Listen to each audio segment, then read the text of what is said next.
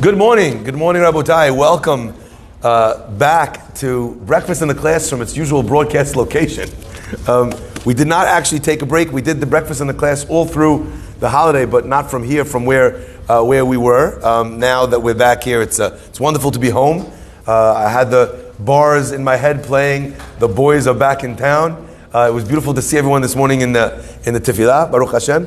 Also, in case you're wondering what order the classes go in the Breakfast in the Class every morning now, if you just watch my beard, you could see how long it gets. That's how you know which ones come first. Okay, Mechila, I have to go back in time. Some of these beautiful dedications, I'll share them with you this morning. First and foremost, Breakfast in the Class today is dedicated in loving memory of Morris Ben and Alav Shalom, Lilu Nishmat Moshe Ben Sarah, Alav Shalom, by his wife Joy, son Mark, and family. As well, Breakfast in the Class is dedicated for the Refuah Shlema Adeze Bagojie, Haim Rafael ben Farida, Yosef ben Shimon, Yaakov Yisrael ben Tamar Malka, and all of Am Yisrael that needs a Refuah Shlema, sponsored by the one and only Haron Shochet, our esteemed Gabbai, who is so special and so dedicated. Breakfast in Class dedicated in loving memory of Lishmat Hana Bat Margalit, sponsored by her son Isaac Yerushalmi, and as well sponsored by Stephen Rapport, the Breakfast King, dedicated for Refuah Shlema of Alex Brick's mother, Haya Bat Fega. As well, in loving memory of Akram Darwish, Alav Shalom Nishmat Abraham Ben Sacha, sponsored by his son Charles Darwish, and dedicated in loving memory of Angela Shohet, Alav Shalom Nishmat Angel Bat Lulu, sponsored by her son Haron Shochet. Remember her fondly. Tenishmat Atzura B'tzura Haim. As well, in loving memory, Nishmat Menashe Ben Rahmin, on his Askara, sponsored by his granddaughters Daniela and Asal Zagi Mechila. That was a few days ago, but of course his Zechut is being raised, and his Neshama is being raised today in honor of these words of Torah, and dedicated by A.J. Gindi in honor of Haron Shochet for his devotion, care, responsibility, love to the Safra Synagogue, and keeping it running in a smooth fashion. May all his work serve as a source of beracha for him and his family for many years to come. And as well, in loving memory of Ovadia Ben Esther, by the entire Sit family, Leilui Nishmato, on his actual, today is his actual Askara, sponsored by his son Jack Sit, in loving memory of Barry Sit. And last but not least, Breakfast in the Class and the Cobra was dedicated by David E. Ash in honor of you and your substantial capacity to do good today and every day. My friends, Mechila again for the extended, what's it called? We need a new joke on that, Sammy. Come on, give us something new. What's it called? The extended dedications. But we really appreciate today and every day everything that people do to help run this class and to fuel the broadcast that goes really around the world. My friends, I was struck today when I was being the Hazan by a couple of words. We say Misraim Ge'altanu, Bet Avadim Pidanu, Brav Zantanu, Salakal Katanu. We have all these beautiful languages. And before we say in the as well in the Tefillah of V'yasiv Nahon, right, we say as well the same words, Misraim Ge'altanu. Beautiful. All the things that God did to save the Jewish people. It's gorgeous. It's special. Not only taking us out of Egypt, right? He's sustaining us throughout the desert.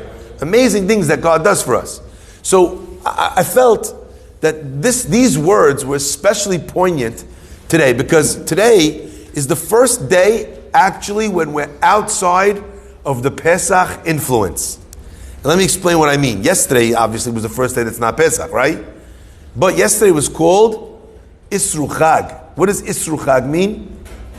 Isru Chag means the day after the holiday also has a Kedusha, also has a holiness to it. In fact, there are many opinions in halakha. It's a machloket whether or not, during the Omer, we don't shave. During the Omer, we don't have weddings. There's certain things that we don't do in order to commemorate the mourning of the 24,000 students of Rabbi Akiva. One of the things, we don't listen to music. There's opinions that say on Isru Hag, the day after the holiday, you're allowed to listen to music. In fact, the Moroccans have a big, almost like a holiday, the day after, what's it called? The day after the Pesach, and they call it Mimuna, right? It's a big day. It's celebrations with music. So there's many different things going on on this day, which kind of tie it to Pesach. But today, the day after Isru Hag is the first day which is not Pesach at all. It's like they say the first day of the rest of your life. And I think that there's a question that we have to pose to ourselves on the day after Pesach is done. Min Mitzrayim ge'altenu, bet avadim piditanu, psava kilkaltanu, right? Devim ilatetanu, halayim ravim v'ravim diditanu. We say it in Nishmat, and we say it in V'yatzim before the Amidah. Where does that lead to? God saved you. Why did He save you? For what purpose? To what end did all these miracles happen? And the next words in V'yatziv are Al Zot Shebechu Ahovim. For this did God's beloved ones give praise to Him. Al Zot Shebechu Ahovim. What does it say after that? And they bring words of we raise God up, Romu La'el, we raise Him up with our prayers. What does it say after that? Zemirot, Shirot, Ishbachot. We keep using different ways of saying the same thing. And what did they do? They brought Zemirot, Shirot, Ishbachot, Melech Chai V'Kayam. Right? They bring, again, songs and praises and tefillot and tehilot and romemut. That means that the purpose of being saved is tehilot, zemirot, tishbachot, singing words of praise, recounting, recollecting all of the miracles that God has done for you. Now, there's an interesting cycle here. It's almost a little bit of difficult cycle to understand. Because for us, we think to ourselves, Al Zot Shebechu Ahovim means God did all these wonderful things for us. Therefore, right, we have to praise. What do we say in the Haggadah? Lefikach anachnu chayavim lehodot lehalel leshabeach lefael leromem. Again, all different expressions of praise to God. But why do we have to say all those things? Because God did those miracles for us. However, a study of the Gemara reveals something a little bit interesting. That actually, we have one of these time loop questions. If you ever read a book that discusses time travel, or watched a film that talks about time travel, you know, where there's this interesting loop that actually you can't figure out. Because in the way that we're saying it, you have to thank God for miracles that He did. But actually the Gemara says, why mipnei ma hayu avotenu v'imotenu akarot? Why were our forefathers and our foremothers, why were they barren? Why did they struggle to have children? Mipnei shehakadosh baruch hu mitaveh letefilatan shel sadikim. Because God desires the prayers of the righteous. So my friends, up until now, the way we've been explaining it, perhaps the way you've been seeing it, is that the cause is the miracles, and the effect is the praises, is the prayers. But actually the Gemara says no. Why were they barren? Because God wanted their prayers. How come God withheld the rains until Adam was born? So that someone would notice them and praise and pray and give shirot tishbachot to God. So it's not that we praise God because of the miracles that He does. Rather, God does those miracles so that we will praise Him. Now, God's not on an ego trip. He doesn't need your tefillot, doesn't need your praises. But God knows, and my friends, listen to this carefully, that it is only when you praise, only when you recognize, only when you raise up God, that God's influence over your life and choices is paramount. It is when you are in a grateful state of mind, it is when you are cognizant of the fact that Borei Olam holds and pulls all the strings, that's when a person prays. That's when a person gives tzedakah properly. That's when a person is middakdek on every cent for maaser. Why? Because they know that it comes from God. So the proper life that human beings live is dependent on the emunah, on their understanding, on their exaltation of God and His position and His power over our day to day. He's not doing it for His health. He's doing it rather for our health. My friends, so I want to ask you this question. God saved the Jews. Why? We have a dear friend in the community, and his name is Harry Ajmi. Harry Ajmi, he works, with unbelievable energy for every possible cause in the community. I don't know if there's a single cause that Harry has not thrown his considerable weight, persona, behind to be able to help raise money, raise awareness. He's always there to be called on for every good thing that the community tries to do. But my friends, there was one thing that I saw from him that made such an indelible impression. And that was a video that came out after Harry came back from the hospital. He had COVID and he had it bad, if you remember. Everyone was praying, but finally he came back and someone took a video, and I don't know if they should have taken a video or they shouldn't have taken a video, but he spoke to the community when he first got home from the hospital, where his life was saved.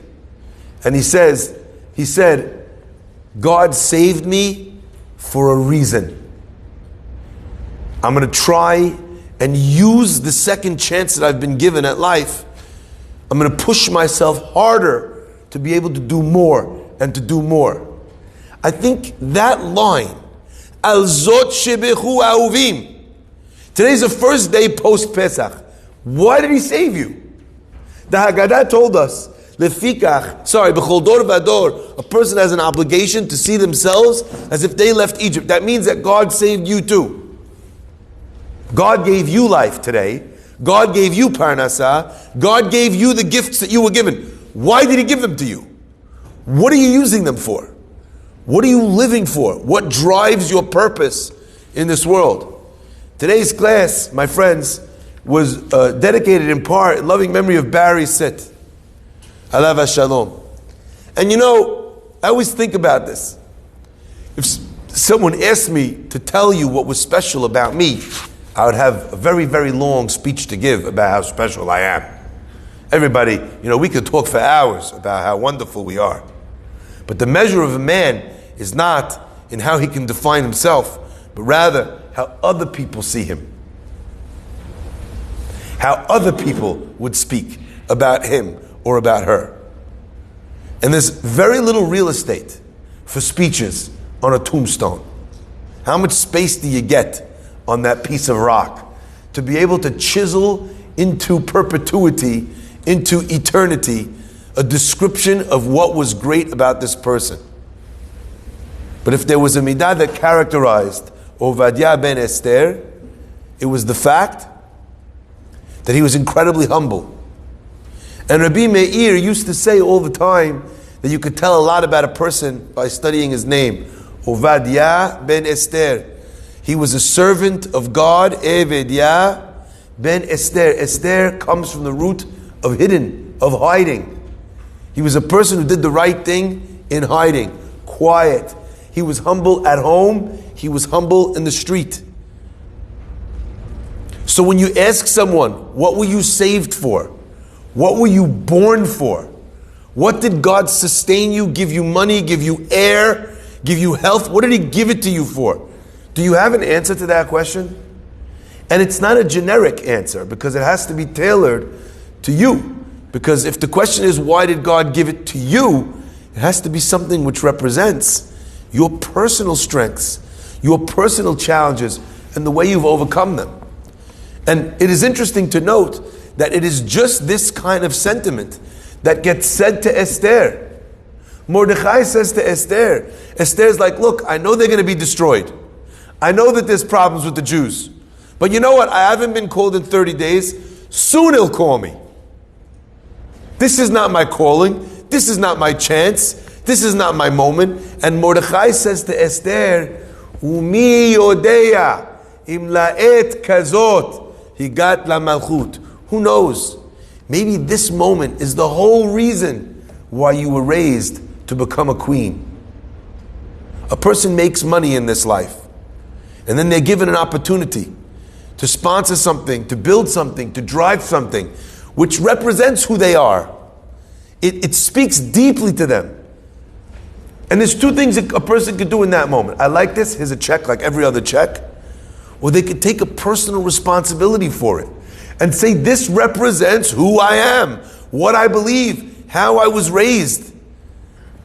I have to run, I have to champion this project. When a person does it that way, they give purpose and value and dignity to everything that they've done. All their strengths and all of their challenges are represented in this moment. And my friends, I ask each and every one of you not to waste that moment, a moment when your life's purpose is called out loud. I kind of feel, sometimes you're at in a place and you're waiting for your name to be called. I remember once we were at a deli somewhere, and we're waiting, and our table is waiting for food.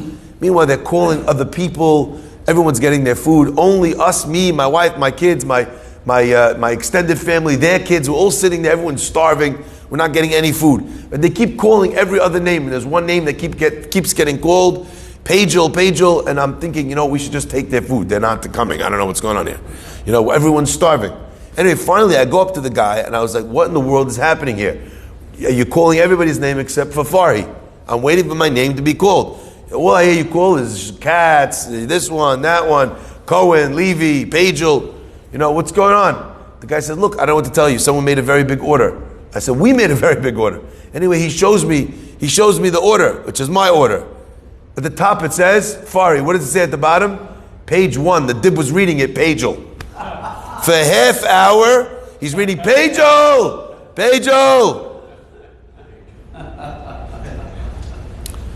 Well, my friends, and here's the interesting lesson. He kept calling out the things that Pagel had ordered. And eventually I was like, we're that big order. It's not Pagel, it's Farhi. And I showed him at the top that actually the name was at the top, not at the bottom, and that was page 1. My friends, sometimes your name doesn't get called.